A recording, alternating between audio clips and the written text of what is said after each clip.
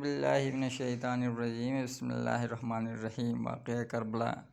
پیغمبر اسلام کے نواسہ امام حسین کربلا کے چلچلاتے دھوپ کے نیچے کھڑے تھے۔ یہ 10 محرم الحرام تھا جس سے عاشورہ کہا جاتا ہے۔ سن 680 عیسوی میں حسین اور اس کے پیروکاروں کے چھوٹے گروہ کو بشمول ان کے خاندان نے اموی خلیفہ یزید کی قیادت میں ایک بہت بڑی فوج کا سامنا کرنا پڑا جس نے حسین کی بیعت کا مطالبہ کیا۔ حسین نے انکار کر دیا، ہتھیار ڈالنے پر اصول کا انتخاب کیا۔ یقینی موت کے سامنے حسین کا عزم کبھی متزلزل نہیں ہوا۔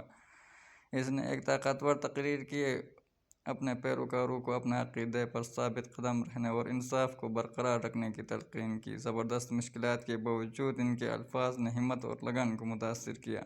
لڑائی شدید تھی اور ایک ایک کر کے حسین کے ساتھی گرتے گئے۔ حسین بہادری سے لڑے، زخموں کے باوجود اس کا جذبہ نہ ٹوٹا۔